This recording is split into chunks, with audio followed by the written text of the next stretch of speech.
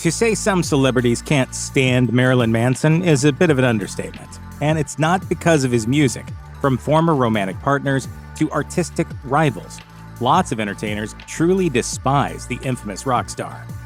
Evan Rachel Wood was 18 when she entered into a relationship with Marilyn Manson, who was 36 at the time.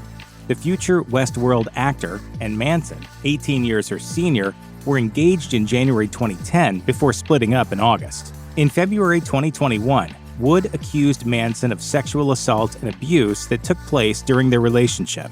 The actor had previously discussed her history with an abusive partner, but this exposure marked the first time she'd publicly revealed who it was. To lobby for the passage of a National Sexual Assault Survivors Bill of Rights, Wood told the U.S. House Judiciary Committee in 2018, "My experience with domestic violence was this: the toxic mental, physical, and sexual abuse which started slow but escalated over time, including threats against my life, severe gaslighting and brainwashing, waking up to the man that claimed to love me, raping what he believed to be my unconscious body."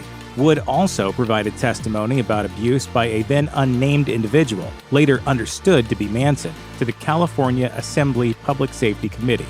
In the beginning, he treated me like a princess. It wasn't until much later that I realized everything he had told me was a lie and part of what is called the grooming process. The bill Wood lobbied for, called the Phoenix Act, was made law in the state of California. Fans of Trent Reznor may not know that he gave Marilyn Manson, both the man and the band behind him, some of their earliest and biggest breaks. The frontmen were once friends and collaborators, and Reznor's Nothing Records released the Marilyn Manson group's first couple of albums.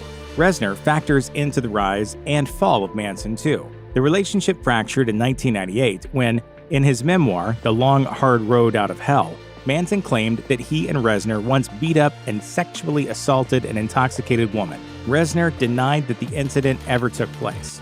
The two reunited during a 2000 Nine Inch Nails concert, but the reconciliation didn't last. Reznor told the music magazine Mojo in 2009, "He is a malicious guy and will step on anybody's face to succeed and cross any line of decency."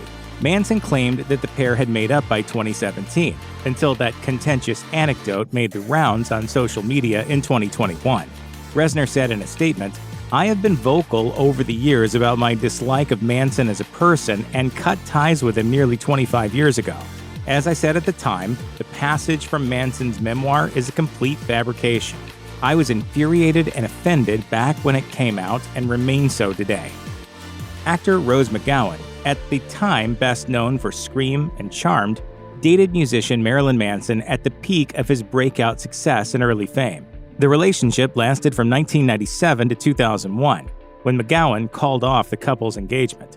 In February 2021, after Evan Rachel Wood, Ashley Walters, Sarah McNeely, Ashley Morgan, and a woman identified only as Gabriella alleged extreme misconduct on the part of Manson, McGowan also weighed in as a major voice in the Me Too movement.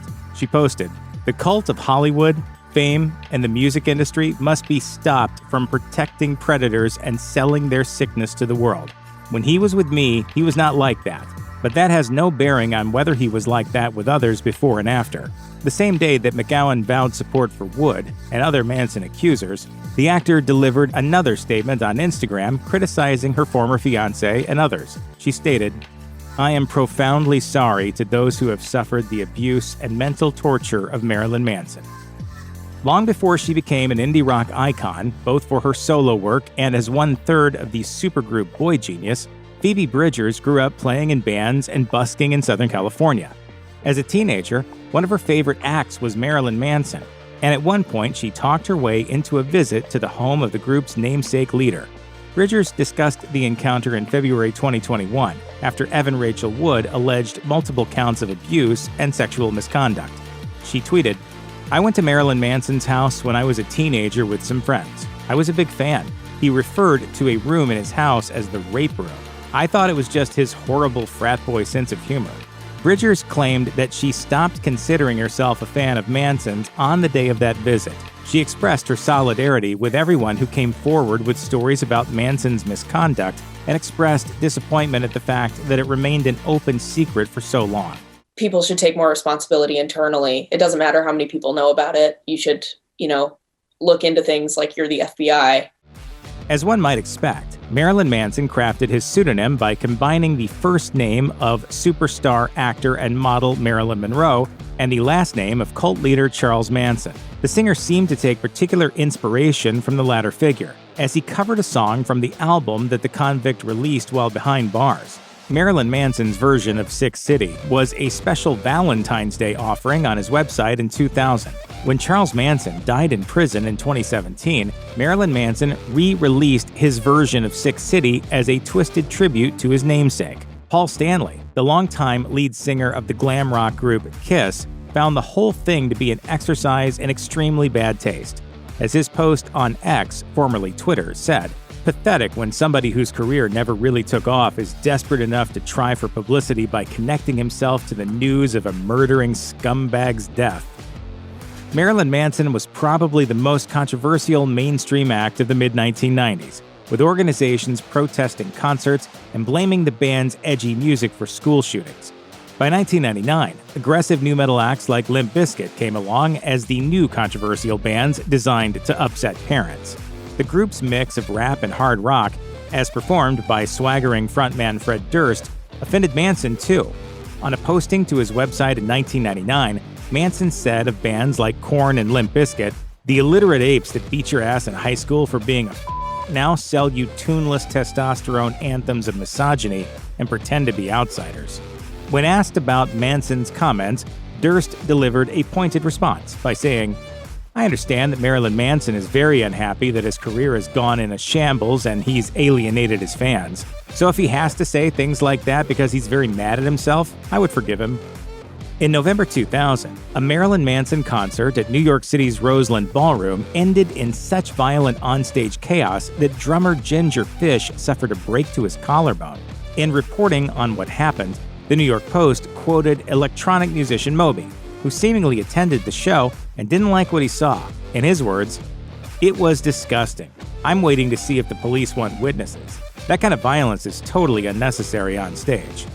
However, Moby didn't actually attend the 2000 show. The New York Post quoted remarks that Moby delivered to a reporter in 1996 after watching a different Marilyn Manson show. That time, the stage antics resulted in Fish rendered unconscious by a blow from a tossed microphone stand. At any rate, Manson heard tell of Moby's 1996 comments via the 2000 press coverage. In response to Moby's admonishment, Manson delivered his own put-downs via a press release. After calling out the frequently licensed superstar DJ as a, quote, TV commercial soundtracker, Manson explained the nature of his stage show. He explained, "On my stage, that kind of violence is completely necessary. It's just unfortunate that Moby wasn't injured."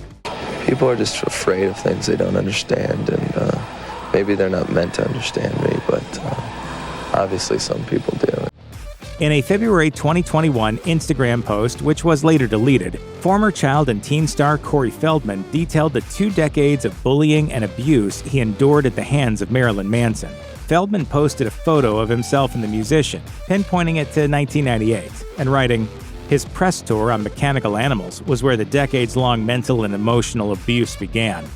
Feldman explained that Manson attempted to make the actor end a 5-year sobriety period by doing cocaine with him. He said that Manson harbored an aggressive fascination with him for years, proven by his frequent mentions in the musician's memoir, and alleged that Manson kissed him without permission at the 1997 premiere of the movie Private Parts.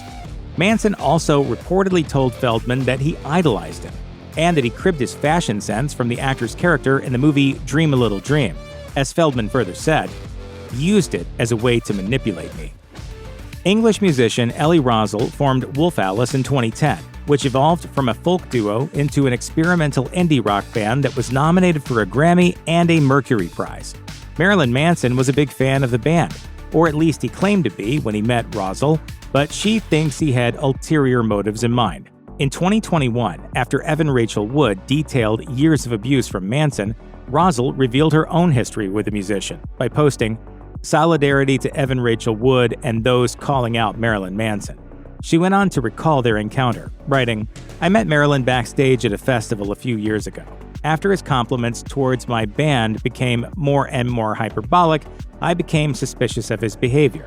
That's when Rowsell noticed that Manson had positioned a GoPro camera at a low angle so he could capture footage from beneath her skirt.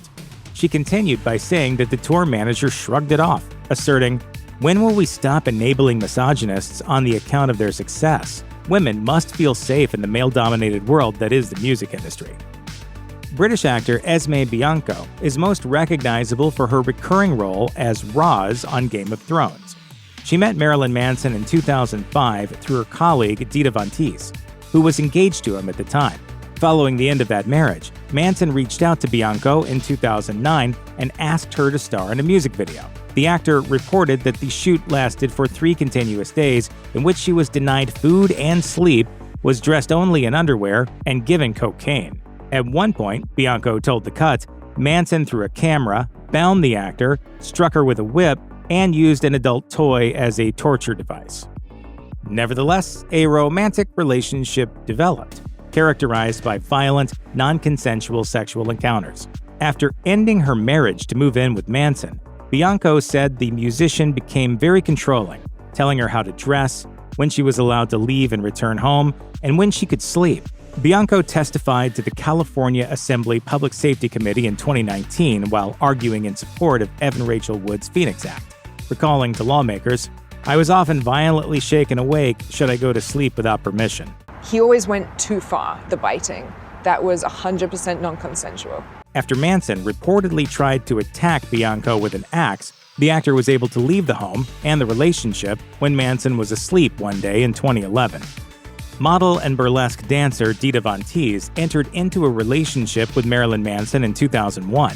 In December 2005, the couple got married, only for Von Teese to leave and begin divorce proceedings 1 year later. Von Teese left Manson on December 24, 2006, moving her things out of their home and relocating to Idaho for Christmas with relatives. She wouldn't reveal to the media at the time, or even a little bit later, the exact reasons why she ended the marriage. She told Harper's Bazaar in 2007, "Let's just say that it must have been something pretty bad for me to move out of the house after 6 years together and to pack up my stuff on Christmas Eve." After the split with Von Teese, Manson connected with actor Evan Rachel Wood, who in 2021 divulged many allegations about Manson's violent and frightening behavior. Von Teese made her sole statement on the matter in a since-deleted Instagram post, writing, "Please know that the details made public do not match my personal experience during our 7 years together as a couple. Had they, I would not have married him in December 2005. I left 12 months later due to infidelity and drug abuse. If you or anyone you know has been a victim of sexual assault, visit the Rape, Abuse, and Incest National Network website or contact RAIN's National Helpline at 1-800-656-HOPE, 1-800-656-4673. If you or anyone you know is dealing with domestic abuse, call the National Domestic Violence Hotline at 1-800-799-7233. You can also find more information, resources, and support at their website.